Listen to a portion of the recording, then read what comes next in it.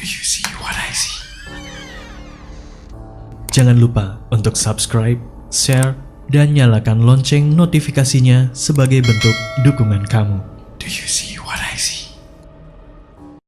Yakin nggak mau dapetin t-shirt spesial kontributor keren ini? Selain cerita kamu bisa didengarkan oleh jutaan telinga, kamu juga bisa dapetin t-shirt keren ini hanya dengan mengirimkan cerita pengalaman horor kamu ke email podcast.ceritahoror@gmail.com. Kami tunggu.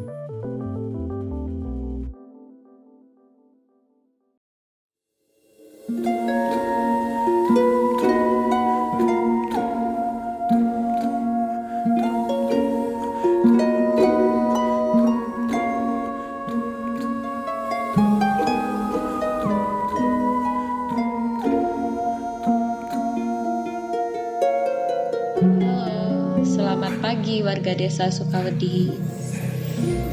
Ini saya, Riz Megawarna, yang sebelumnya pernah berkirim cerita yang berjudul Jejak Penghuni, Perkemahan Gunung Raung, Lukisan Bapa, dan Hantu Kuda. Dan hari ini saya akan bercerita pengalaman saya yang bisa dikatakan pindah kamar. Jadi bulan kemarin ini saya lagi renovasi rumah, dan sebelumnya saya selalu tinggal di kamar yang paling belakang, dan itu dekat dapur. Jadi ada 3 kamar di rumah, bentuknya memanjang. Kamar pertama, kamar kedua, lalu kamar ketiga, dan di depan kamar ketiga ini ada kamar mandi. Sementara di depan kamar kedua ada dapur. Nah, yang akan saya ceritakan adalah background dari rumah yang saya tempati ini. Pada saat itu pengalaman yang terjadi adalah 3 hari setelah kami membawa peralatan seperti alat masak, sepeda motor, kipas, alat-alat teknologi. Selama 3-4 hari barang-barang yang setelah kami bawa itu kami coba dan barang-barang itu tidak bisa digunakan alias rusak. Bahkan ada yang macet, jadi dari sepeda motor, magicom, handphone itu nggak bisa digunain sama sekali, padahal sebelumnya semua barang-barang itu baik-baik saja. Nah, pada saat sebelum rumah ini di bulan kemarin belum direnovasi, sebenarnya keadaan bagian depan itu masih berupa kaca, jadi bukan yang sekarang seperti ditutup menggunakan toko itu, kayak besi yang digunakan untuk buka toko seperti itu. Nah, sekarang ini istilahnya lebih tertutup. Cuman pada saat itu yang masih belum renovasi besar-besaran seperti ini, saya sudah mendengar banyak kisah tentang rumah ini yang dari katanya warga itu ada genderuwonya, ada ini, ada itu. Waktu yang masih kaca itu saya cuma melihat penampakan seperti seorang pria tinggi, dan itu nggak ada kakinya, jadi kayak berjalan ke arah kamar yang pertama. Kenapa saya bisa mengetahui? Karena pada saat itu bagian depan rumah ini masih berupa kaca yang nggak ada kordennya. Jadi kalau ada orang lihat itu dari depan itu bisa tembus pandang sampai ke belakang seperti itu. Dan saya pernah lihat sendiri pada saat di sini penghuni rumah ini keluar atau bagaimana, pada saat itu saya nggak melihat ada orang lain. Nah, sosok itu yang pertama kali saya lihat di rumah ini. Tidak membuat saya terlalu takut, hanya penasaran saja pada saat itu. Hingga kemudian rumah ini dibeli oleh papa mertua dan kemudian dipindah tangankan, lalu kami tempati. Pada saat itu kami tinggal di kamar yang nomor 2. Setelah beberapa waktu, ada sekitar 1,5 tahun, baru bulan kemarin direnovasi.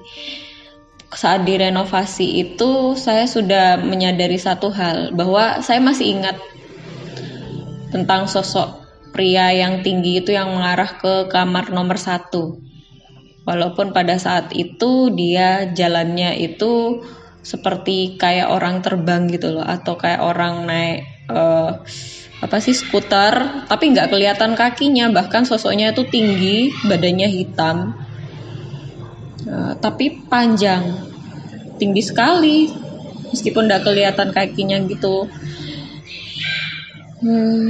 Kemudian setelah renovasi itu kita diminta untuk tinggal di kamar pertama. Nah, 3 bulan sebelum itu saya ini ngelesin atau ngajarin anak-anak SD secara privat di rumah, yang pada saat itu muridnya sekitar 5 atau 8 orang, dan waktu itu saya minta mereka untuk bikin sebuah media yang mana nanti mereka itu harus menerangkan media tersebut, media buatan mereka itu, untuk menjelaskan bagian-bagian dari alat transportasi.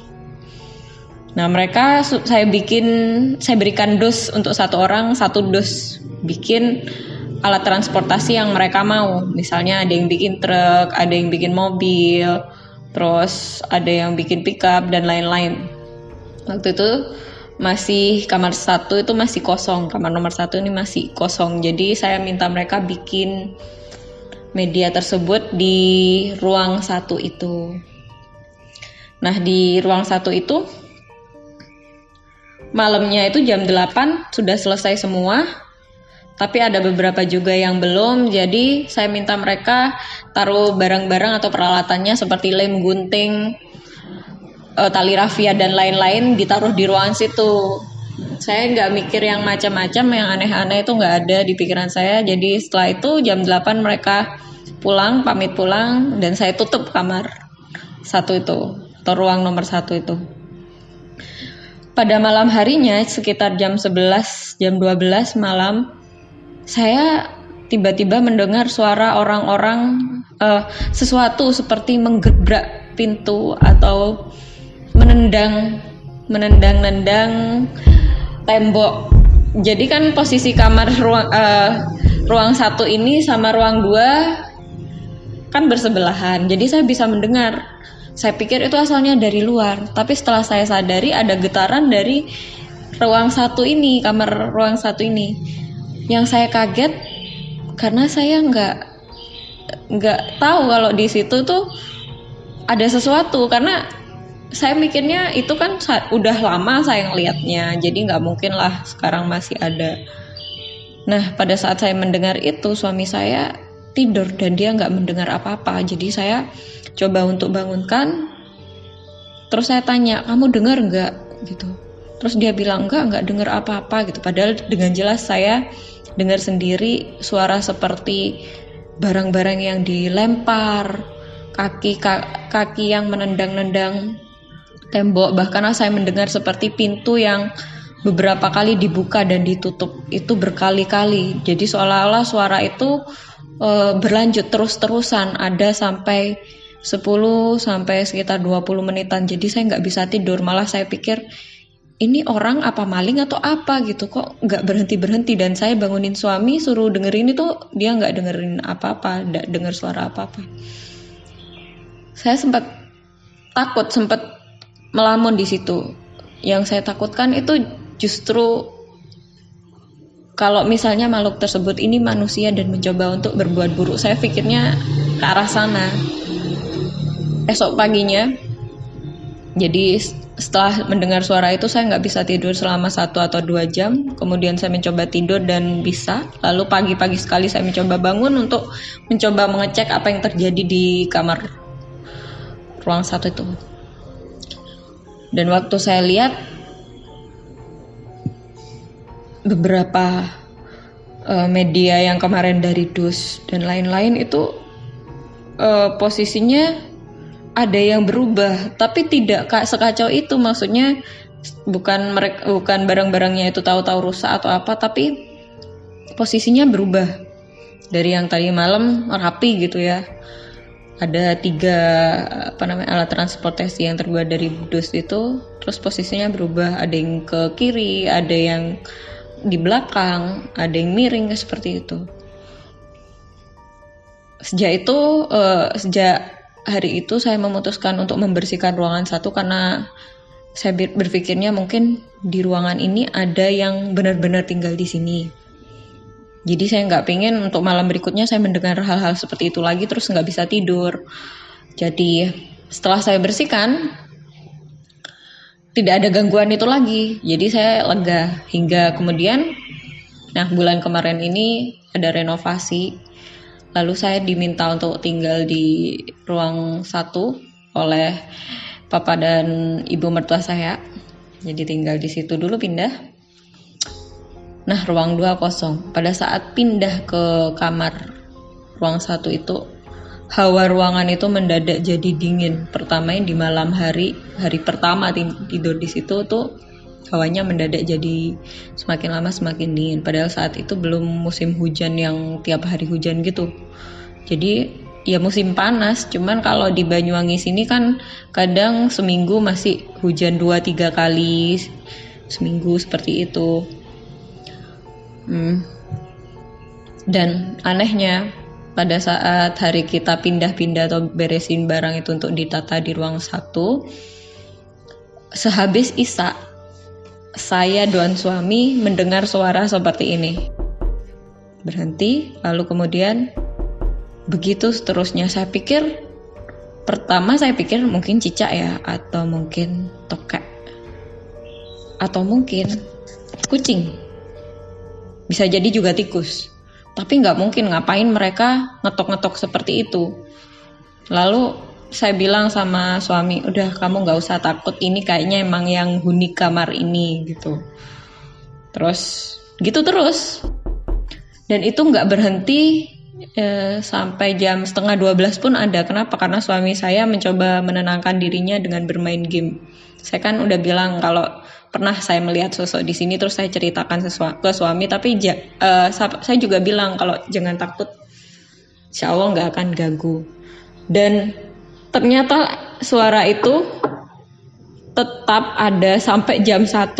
Saya jam 2 terbangun dan tetap ada suara seperti ini, ketukan 3 kali dengan jeda 1 atau 2 detik.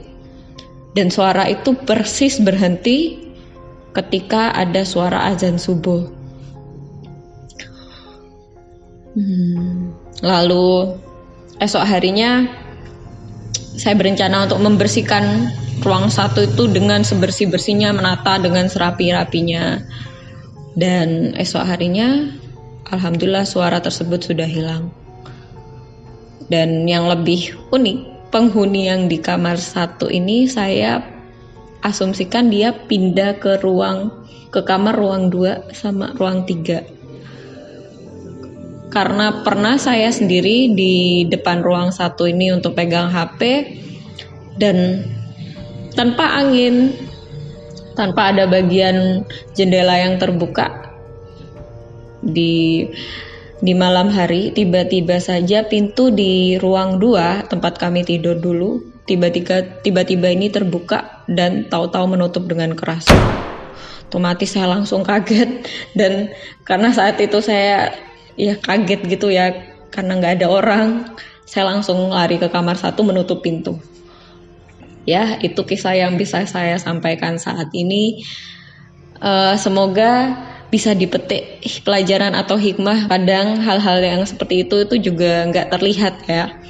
Nggak terlihat bukan berarti tidak ada, tapi nggak terlihat. Kalau misalnya kita bisa sama-sama saling menghormati, insya Allah selama kita tinggal di sebuah tempat, insya Allah pasti akan aman-aman saja.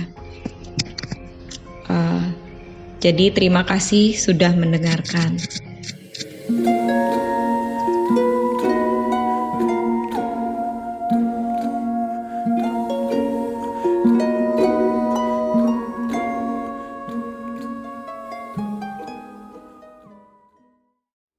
Kamu juga punya pengalaman horor? Kirim cerita kamu ke alamat berikut.